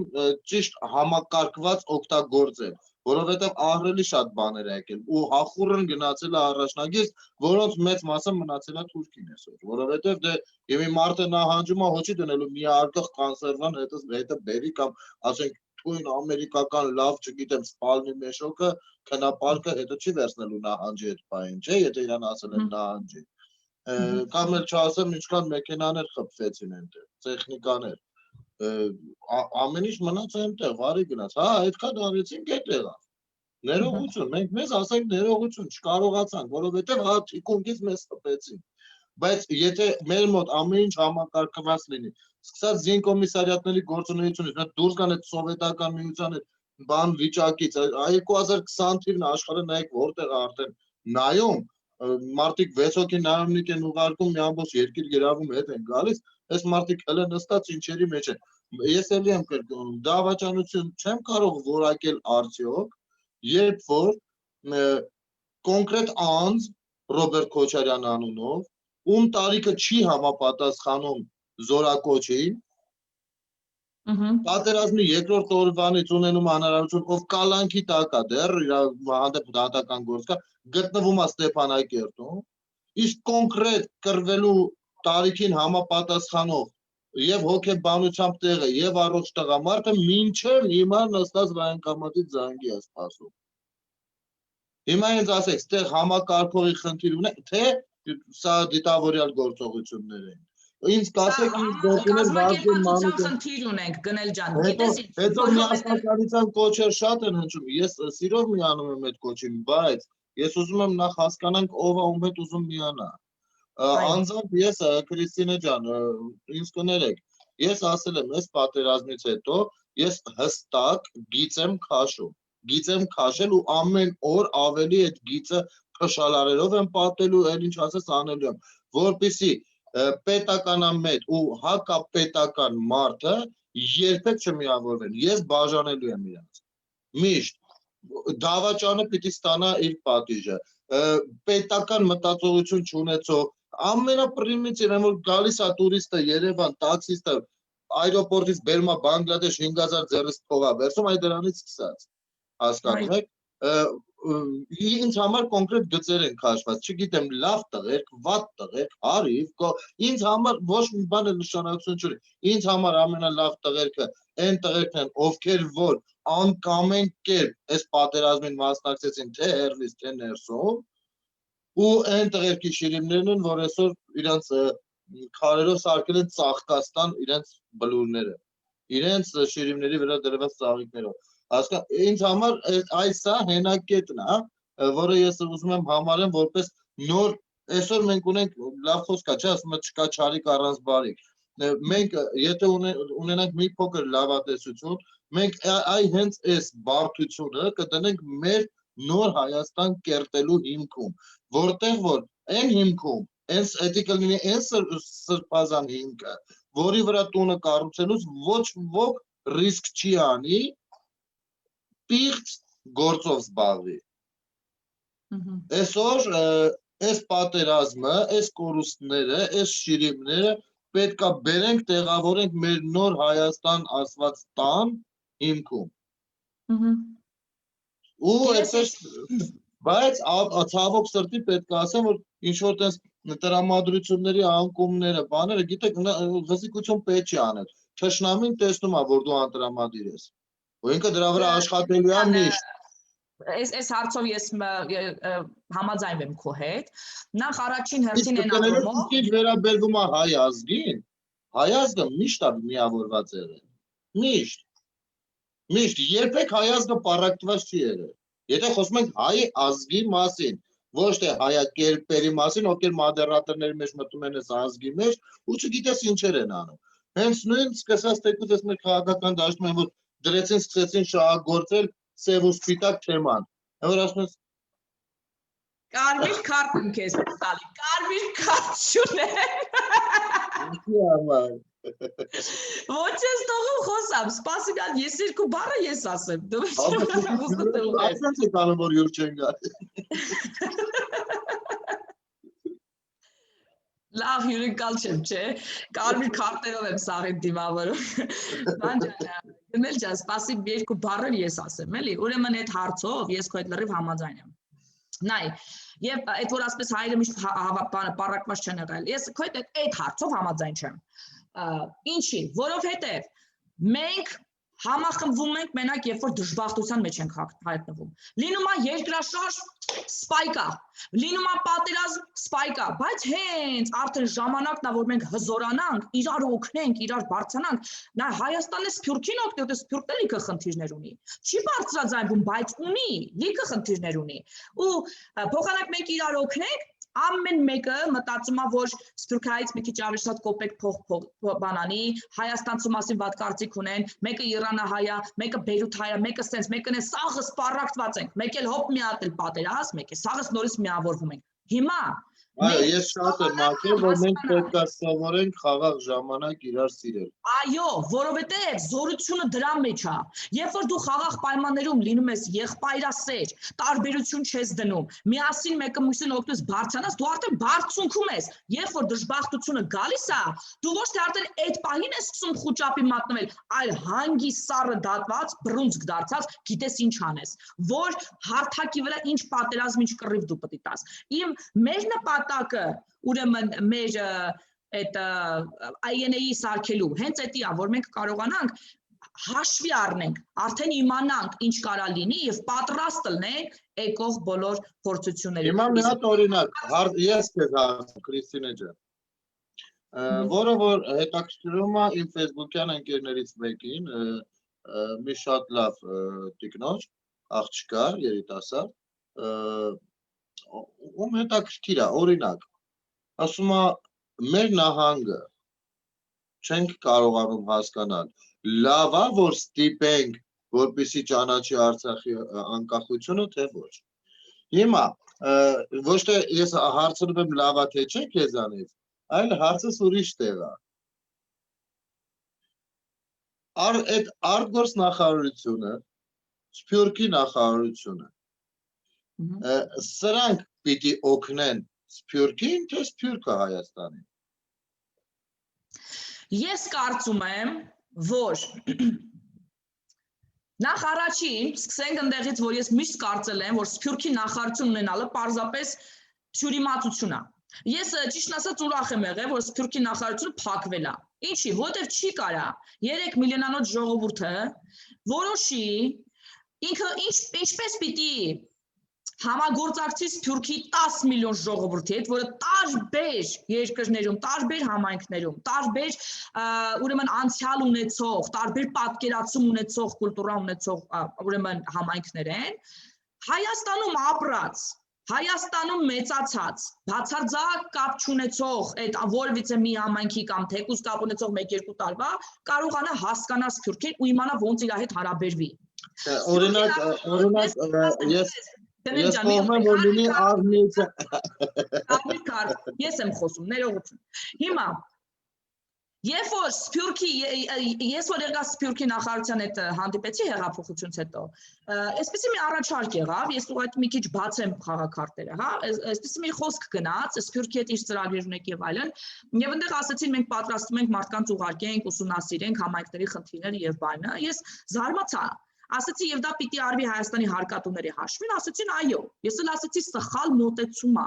որովհետեւ նախ հարկատուն ինչի պիտի հետել Հայաստանի բյուջե չունեցող երկիրը մարդկանց ուղարկի Սփյուռք, երբ որ Սփյուռքում դուք պատրաստի կադրեր ունեք։ Սփյուռքում ապրած, մեծացած, համայնքի խնդիրեն ծանոթ լիքը մարդ ձեզ համար անվճար այդ գործողությունները կանի։ Ռեպորտ է պետք կպատրաստի, մասնագիտական ենքան մասնագետներ կան։ Անենց մի հատ ձեզի հաշվետվություն կներկայացնեն, որ անմիջապես կպատկերացնեք այդ համայնքում ինչ խնդիր կա, լուծումը որտեղ է։ Նույնիսկ լուծումները ձեզ կտան։ Եթե Հայաստանը ինչ-որ մի բան կարողանա տեղ անի։ Եվ ասեցի նախ գումար կխնայեք, երկրորդ կներգրավեք Սփյուռքին ձեր գործողությունների մեջ, և ասեցի, և հետո 3 միլիոնը ժողովուրդ ունեցող երկիրը չի կարող ղեկավարի 10 միլիոն ժողովուրդ ունեցող երկրին, ես համարում եմ Սփյուռքը երկիր, ցանցային երկիր, բայց երկիր, որը չունի ղեկավարություն, այսինքն ինքնաբուխ ղեկավարվում է, սենց ասեմ։ Հիմա Սփյուռքը պիտի այո համագործակցի Հայաստանի հետ։ Սփյուռքը պիտի ներգրաված լինի Հայաստանի կյանքին, որովհետև Սփյուռքը շահագրգռված կողմ է, որ Հայաստանը պահի իր պետականությունը, լինի զարգացող երկիր, լինի հարուստ երկիր, որ մնա, որովհետև Սփյուռքի գոյությունը կախված է Հայաստանի գոյությունից։ Okay, մեր սերունդների կախված է։ Համաձայն եմ Քրիստինե ջան։ Դες օրինակ նախարարության դեպքում լրիվ երկու ձեռքով կողմ եմ, դու գրեթե կարդում ես իմ մտքերը, բայց փոխարենը որոշ գոնե արհմիության նման ինչ-որ մի բան, նո կենտրոն, որտեղից կառավար, դա լավ կլինի, որ տեղակայված լինի հենց հայրենիքում։ Չէ, ինչի համար եմ խոսում ենք ցանցային պետության մասին։ մասին։ Ես փոքր գրից ձեռքիստակցություն եմ։ Նայ։ Ես կոտերեմ սուստա։ Ուրեմն դες, ոչ թե նախարարությունը լրիվ ուրիշ գործառույթ է։ Արհմիությունը ինքը ունենում է ճյուղեր, բոլոր տեղերը իր էլի արհմիութենական փոքր մասշտաբի կենտրոնները, որտեղ որ մեկը մյուսի հետ սնվում է մի կենտրոնով։ Այդ մի կենտրոնը, եթե օրինակ մենք մեր հայերին շատ լավ գիտենք, էլի, եթե հանենք, բերենք, դնենք Լոս Անջելեսում, այն Բեյրութը այ ասում է չհասկացանք, բայց մենք երևի իրանցից ավելի հին համայնք ենք գտքի Լոս Անջելեսում, մի առաջիկա 30 տարին մենակ աշխարհագրական դիրքի կռիվը կսկսվի։ Չէ, սկսենք նրանից, որ Սփյուռքը դա կոնկրետ տարածք չունի։ Սփյուռքը ամբողջ տեղակայված ամբողջ աշխարհում է, քանի որ ինքը համարվում է ցանցային պետություն, հա, սենց կարելի է նայել։ Եվ Սփյուռքը պիտի ու եթե ունենալու է կառավարման, ոչ թե կառավարման, այլ կազմակերպման հարթակ, ոչ թե կառավարման, Անմիջական շփման մեջ լինի արտգործնախարարության։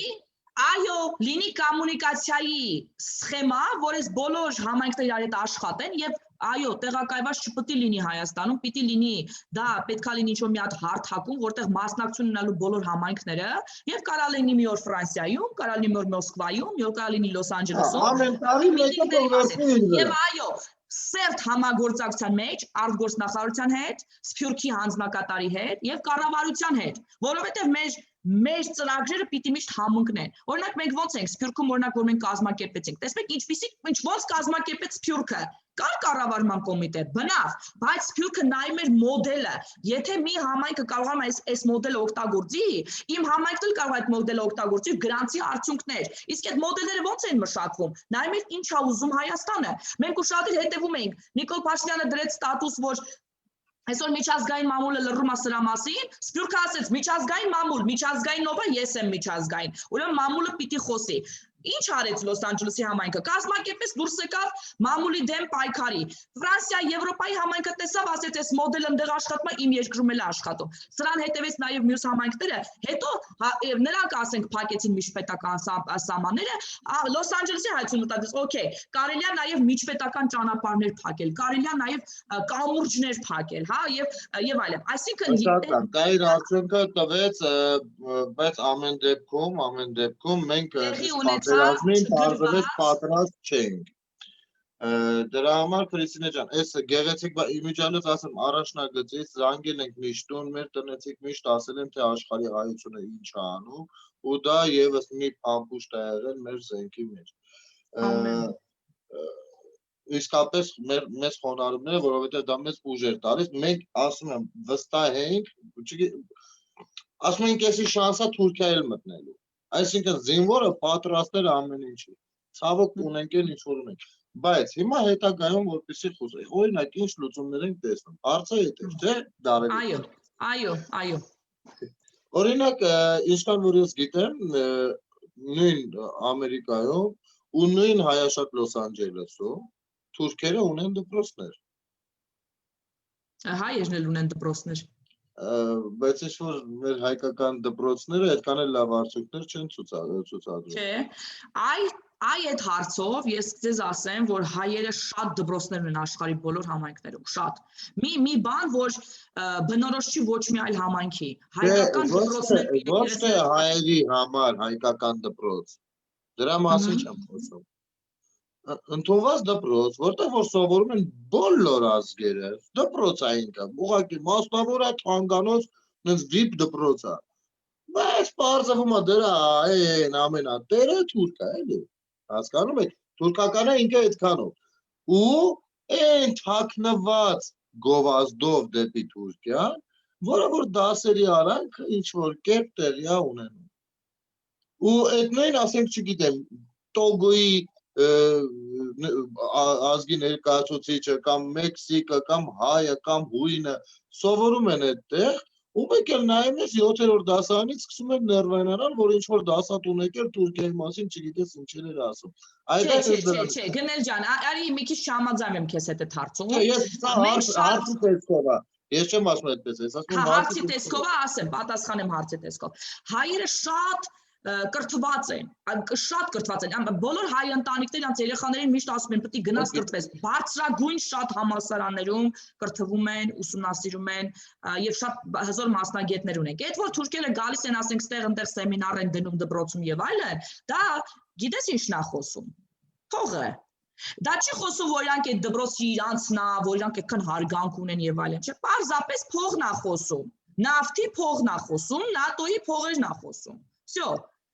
Իսկ հայերը մեդի չունեն, այդ ռեսուրսը կոորդինացված չի հայերի մոտ։ Դրա համար մենք միշտ ասում ենք, մեր ինտելեկտով ենք առաջեթում, մեր կազմակերպության մարդկային գործոնով ենք առաջեթում, որտեղ մեր մոտ ֆինանսական ռեսուրսը կոորդինացված չի։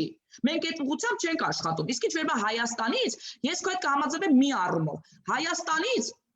շատ քիչ ուսանողներ են ուղարկվում տարբեր միջազգային կրթական շրջանակներում անվճար մասնագիտացվելու։ Այդ հնարավորությունից օգտվում են ադրբեջանցիները, թուրքերը, գիտեք ինչքան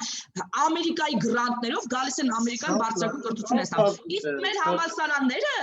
կամ դա պահում են իրանց ազգ բարեկամի համար, կամ ընդհանրապես չեն ասում նախանձից ելնելով, որ հանկարծ հարևանի երեխեն չգնա հանկարծ այդտեղ մասնագիտարանը եւ այլն։ Հայաստանից չեն գալիս, ուսուցանվում մասնագիտам եւ այլն։ Եվ դրա մասին ես պատրաստում հաղորդում ունենամ, երևի մյուս շաբաթվա մեջ, այս ուսումնասիրությունով զբաղվող մեր թիմի անդամներից մեկի հետ, որ նաեւ դրոնների հարցով մեծ աշխատանք է տանում, թիմային աշխատանք է տանում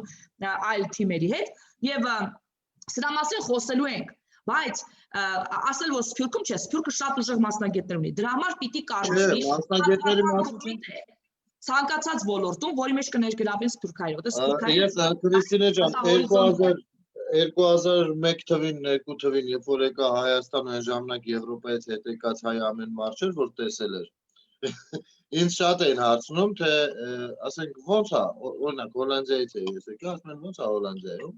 Ну, շատ չէի կարողանում մանրամասնել, որովհետև լրիվ ուրիշ կյանք էր, դե ինչ 2002 թվին Հայաստանը պատվիրում ենք, չէ։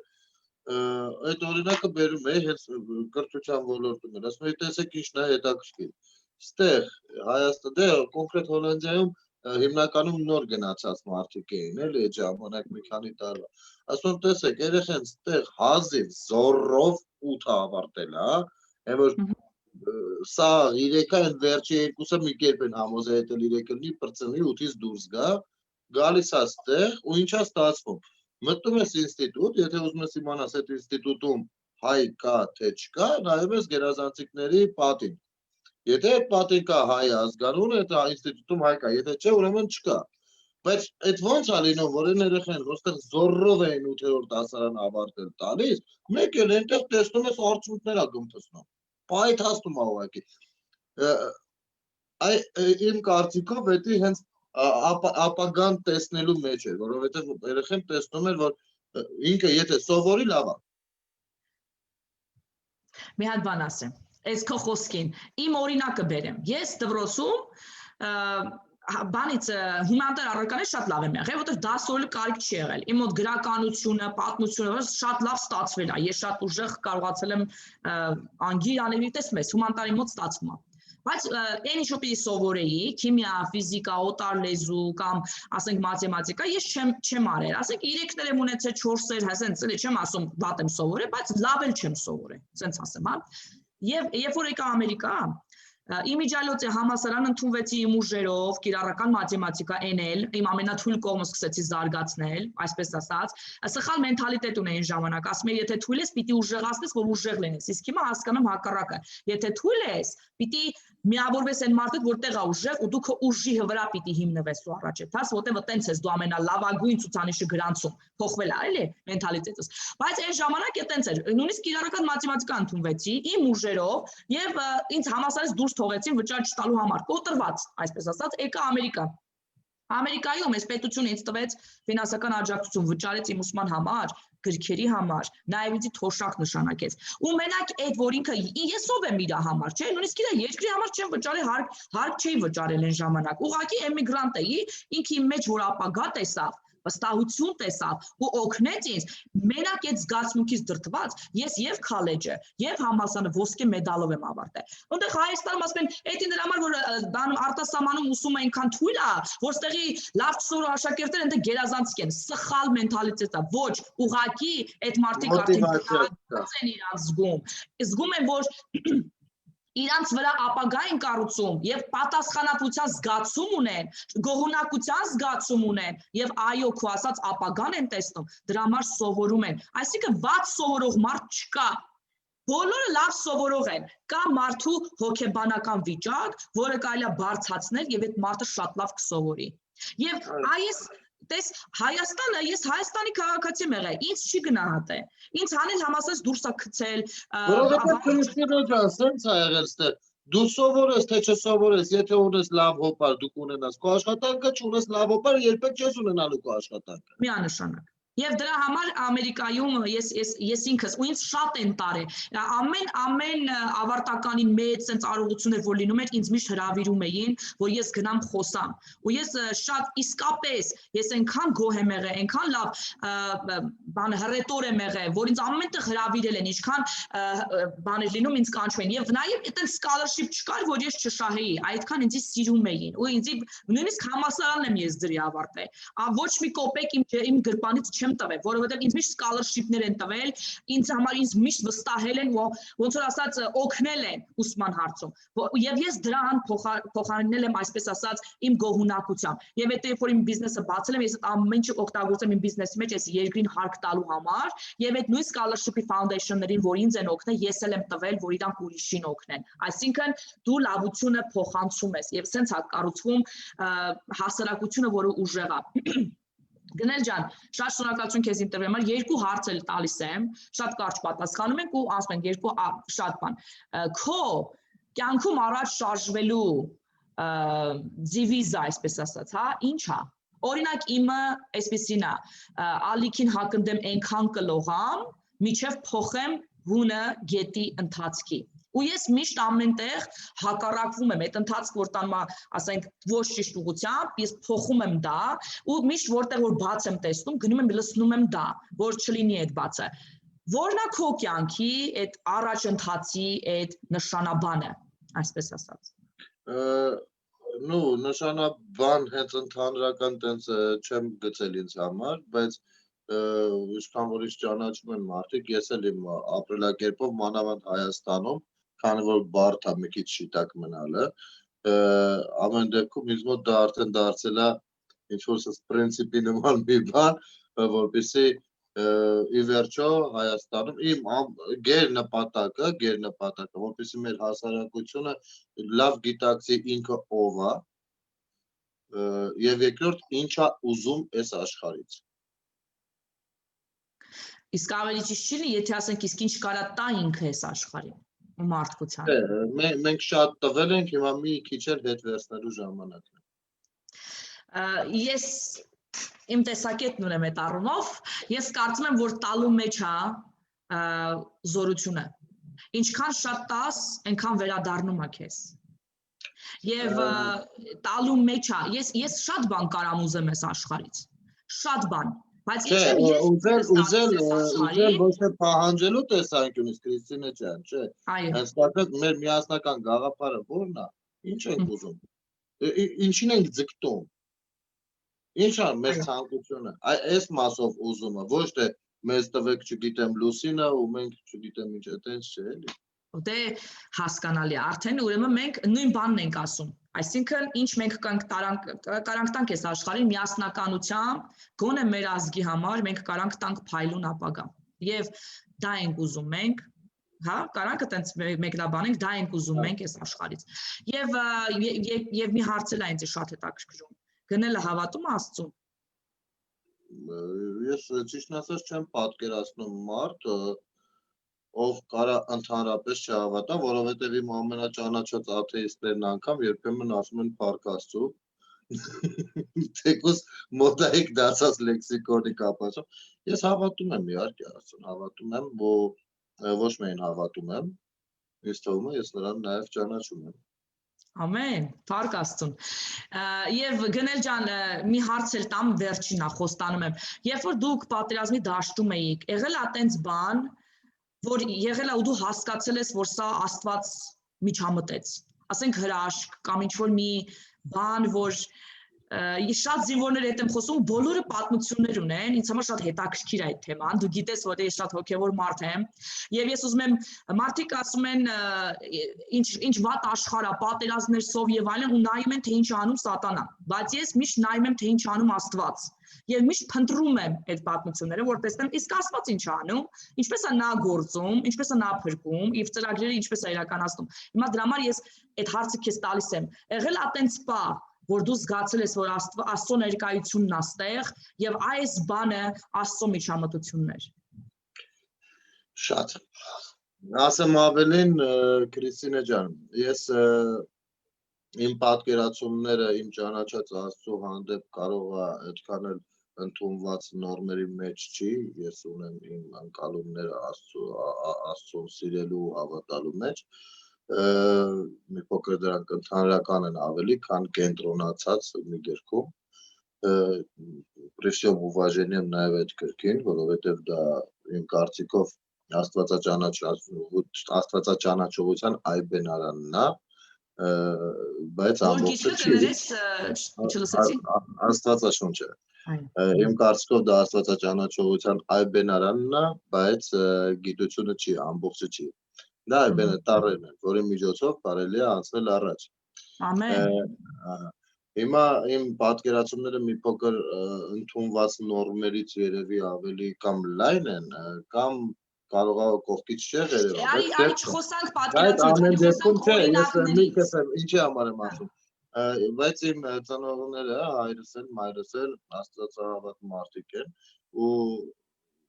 իրենց աղոթքներով նաև ու ես այնտեղ զգում էի դա միշտ ու մի անգամ եղավ sense դեպք էր պատահել, եթե ժամանակ ունենք դա կպատմեմ, զանգեցի տուն,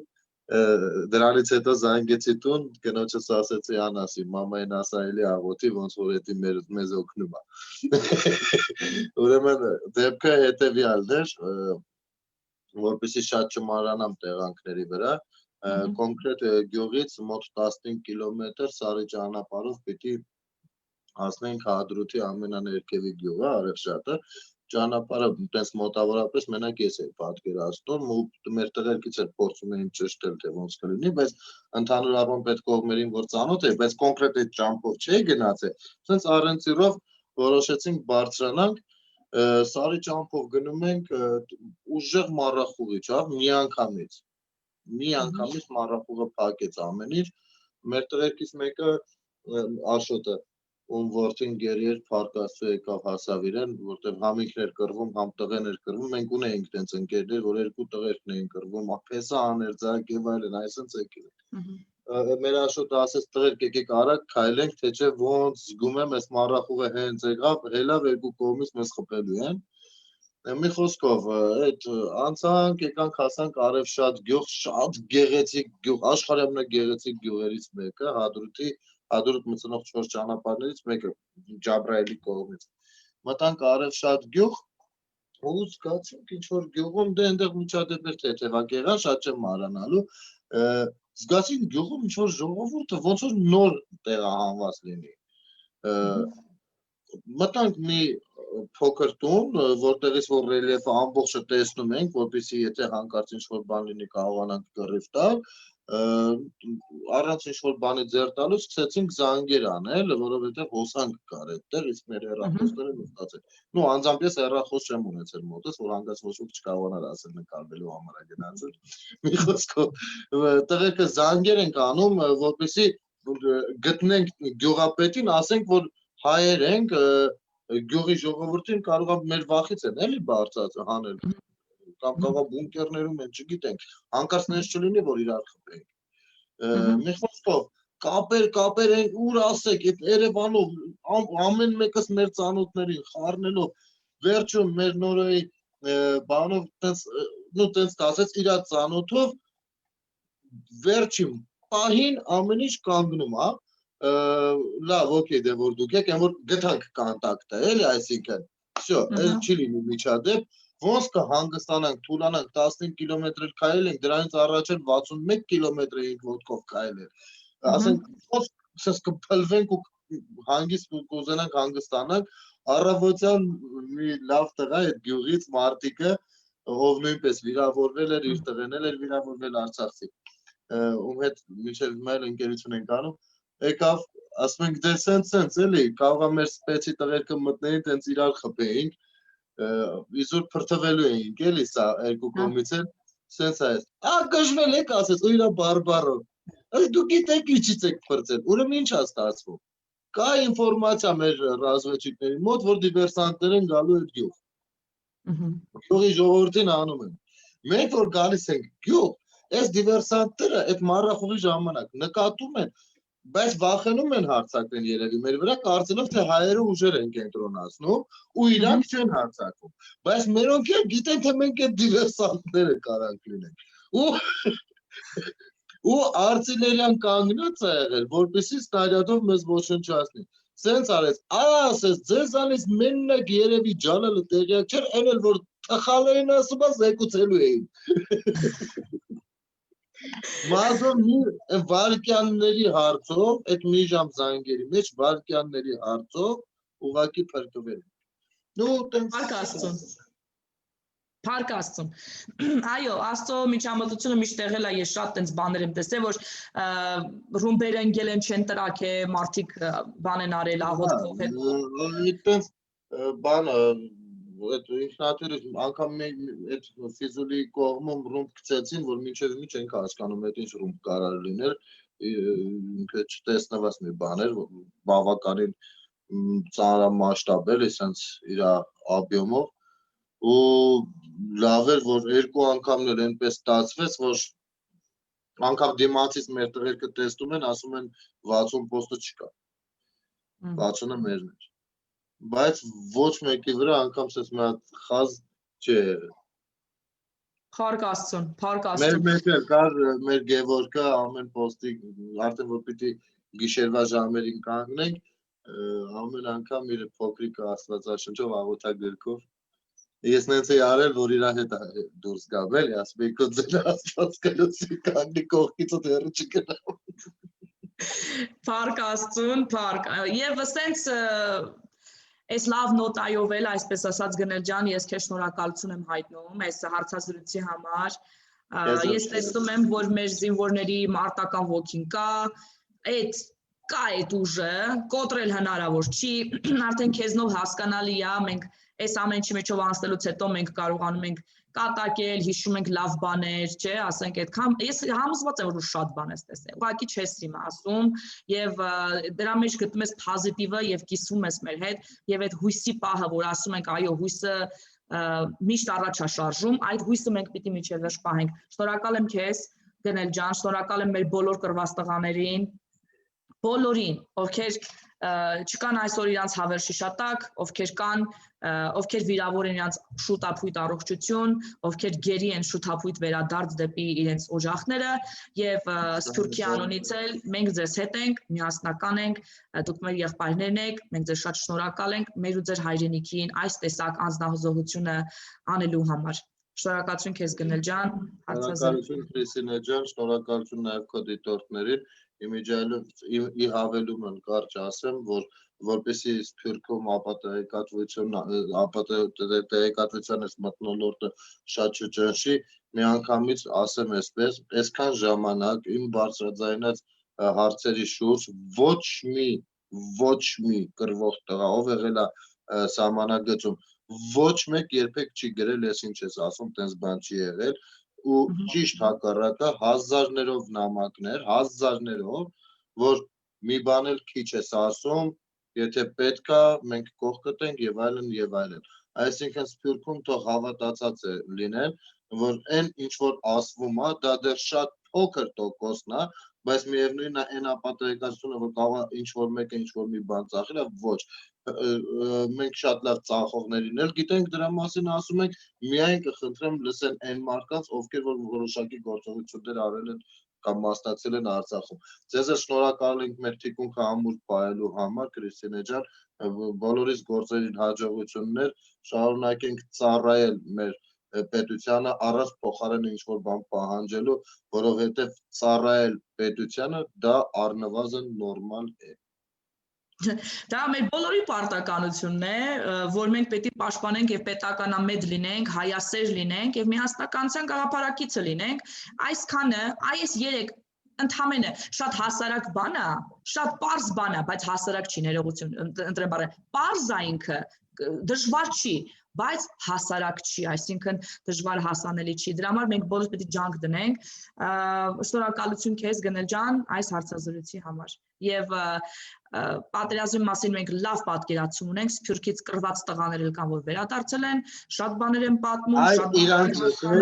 Այ իրանց լսեք, լուրերը մի նայեք։ Այո, եւ շատ բաներ արդեն, եւ գիտես ինչ, ամեն ինչ պարզվելու է։ Բոլոր մեղավորները պիտի պատժվեն, եթե չեք ուզում որ այն կրկնվեն։ Այո, միանշանակ նրանք բոլորը պիտի պատժվեն։ Շնորհակալություն քեզ Գնել ջան, շատ լավ հարցազրույցի համար։ Սիրելի իմ դիտորդներ, շնորհակալություն, որ այս ուշ ժամին մեզ հետ էիք եւ միասին ունեցանք այս հետաքրքիր զրույցը։ Բոլորիդ մաղթում եմ բարի գիշեր, քեզ էլ Գնել ջան բարի գիշեր, իսկ Սփյուռքին բարի եւ շատ արդյունավետ օր եմ մաղթում։ Հաջողություն ձեզ, Աստված օրհնի մեր ազգը եւ օրհնի բոլորիս։ Հաջողություն ձեզ։